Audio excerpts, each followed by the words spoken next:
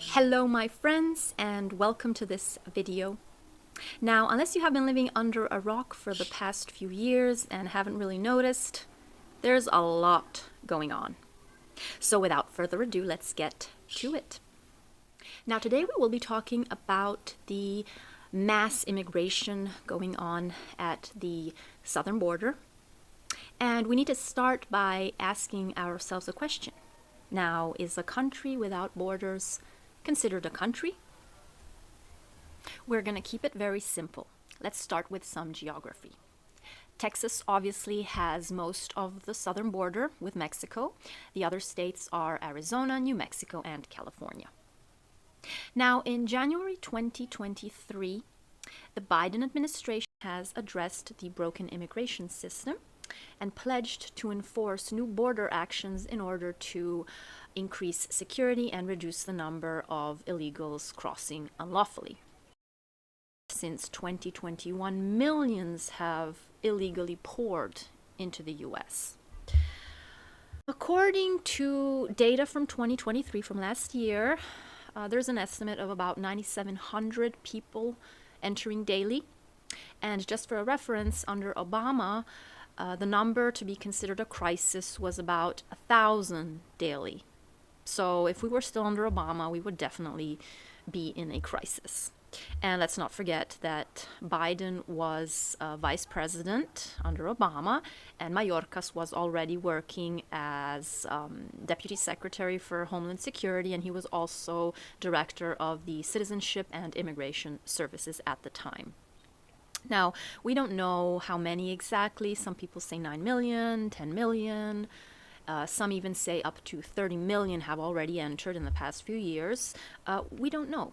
Nobody seems to know.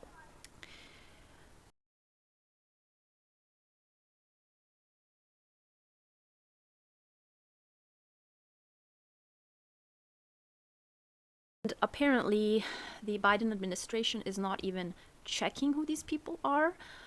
There is no system in place requiring an ID or creating a database to keep track of who these people are, if they have any diseases, if they have any criminal history.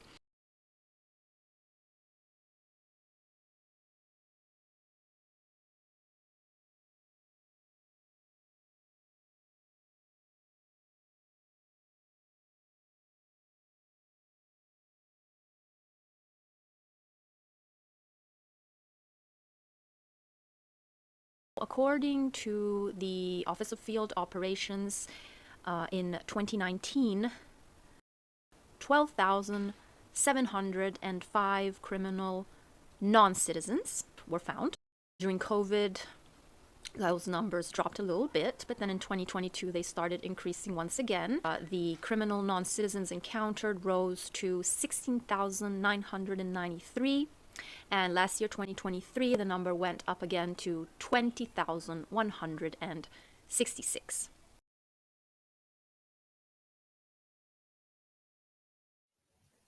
CBP One is a free mobile app created in October 2020 by US Customs and Border Protection. It serves as a portal offering services for travelers. For example, it allows to apply for the I-94 form, among other agency functions. In January 2023, the Biden administration announced an expansion in its use, now allowing migrants from certain countries to schedule appointments to be processed at legal ports of entry on the border.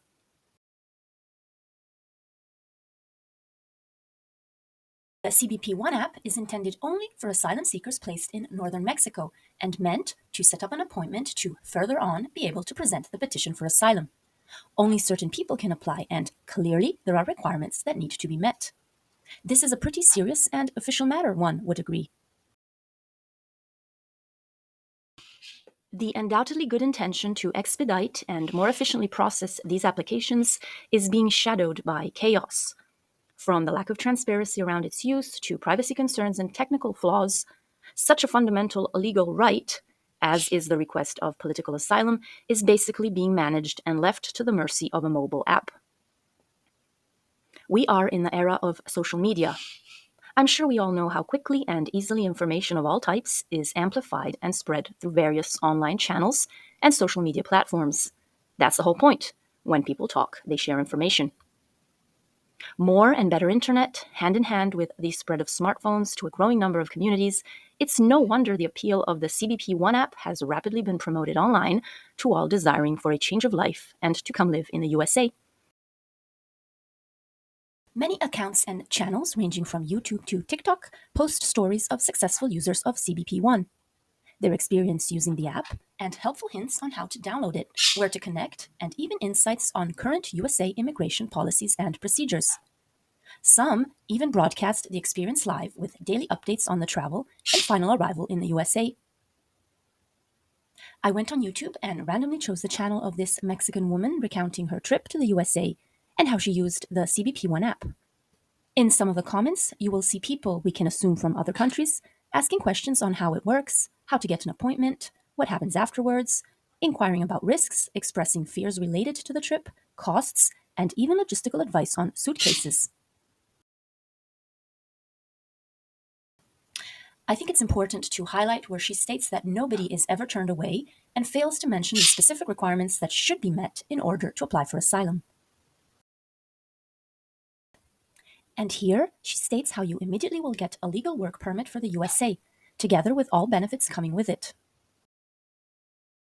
Between the fiscal years 2021 and 2022, the total number of asylum seekers quadrupled, with nearly 500,000 applications in fiscal year 2022, according to the Council on Foreign Relations.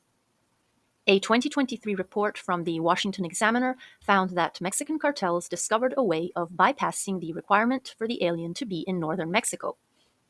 These cartels are enabling the migrants to schedule their appointment from any location.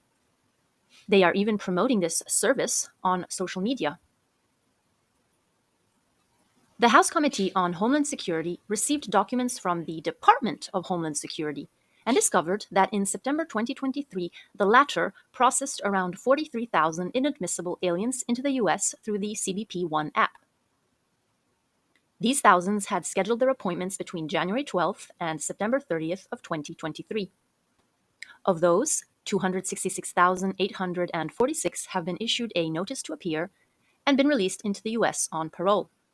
The appointments were not only scheduled from Latin Americans, but also from Russians, Uzbeks, Belarusians, Afghans, Chinese, and Iranians.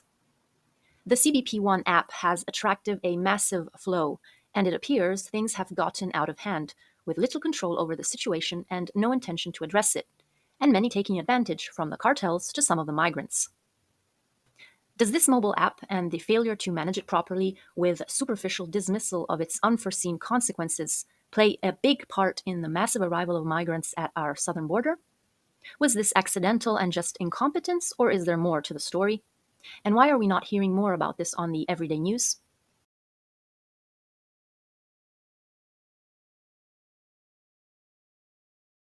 I don't know if you have ever heard of the Cloward Piven Strategy, but I feel what is going on somehow can be related to this. It was developed in 1966 by two American sociologists and political activists, Mr. Richard Cloward and Frances Fox Piven. Now, why am I saying that a strategy put together 50 years ago is somehow related to what is going on today in 2024?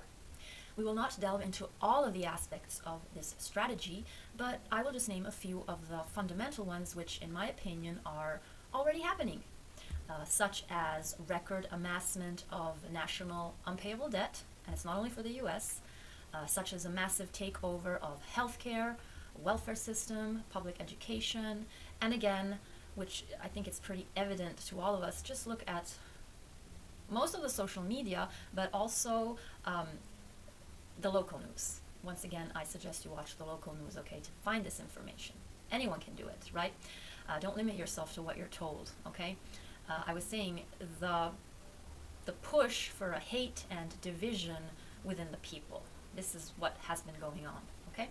So we're not going to delve into this. We are only going to consider one of the aspects, which is the one that we have talked about in the first part of this video, which is the massive, unvetted migratory influx that is happening both in the US, like in the European Union, okay?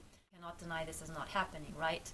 So this massive influx is definitely putting a gigantic, enormous load, both on the local and national governments. Although, again, we don't hear too much about it on the national news, do we? Okay? If you pay attention, what this strategy embodies seems to be coming to life more and more by the day, if you pay attention, right?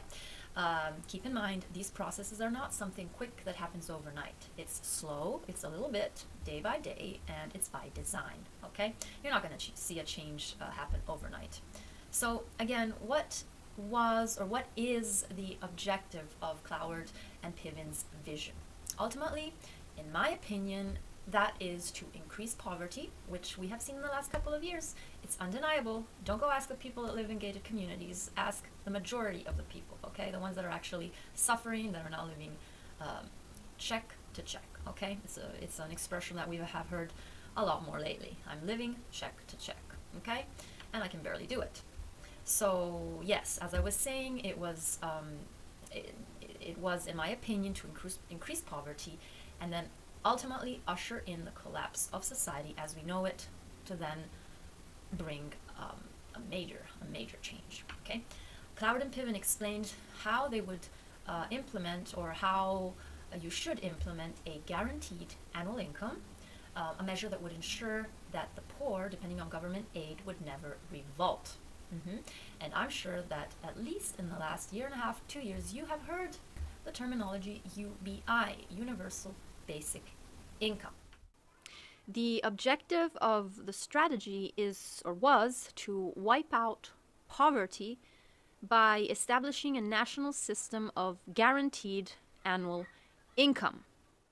What is this strategy about? It's about creating a crisis that overloads the United States public welfare system and ultimately would relieve the local and state governments of the public welfare burden in order to shift it to the federal government.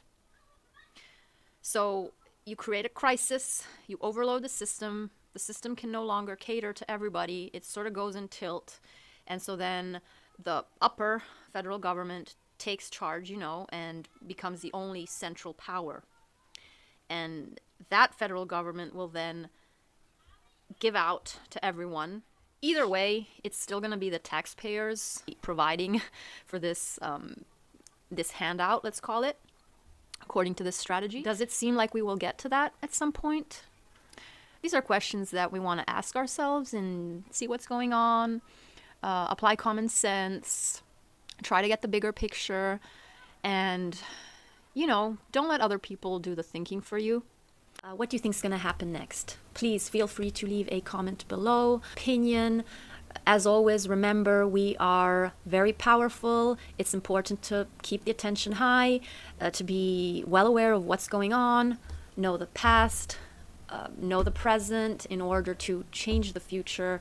All the events are connected. Nothing is here and there separate. No, it's all part of one reality. Everything is connected. Learn to see the patterns and how they repeat. Learn to understand what they brought to in order to avoid it happening again. Okay, they always say learn your history so it does not repeat itself. So what is the important thing? To know what is going on, to understand the reality in front of our eyes. And again, I do recommend and suggest you look at the local news. You can become a citizen journalist. You can go on the streets. You can talk to people. Way more people know and understand what's going on than what they want you to believe. Anyone can go and be a reporter, okay? You can dig, and if you have a little bit of investigative spirit, go on the social media. You can find way more information than what is being put out there on the national mainstream news. Like I said, don't watch them. Again, thank you for following, and hopefully we'll see you at the next one.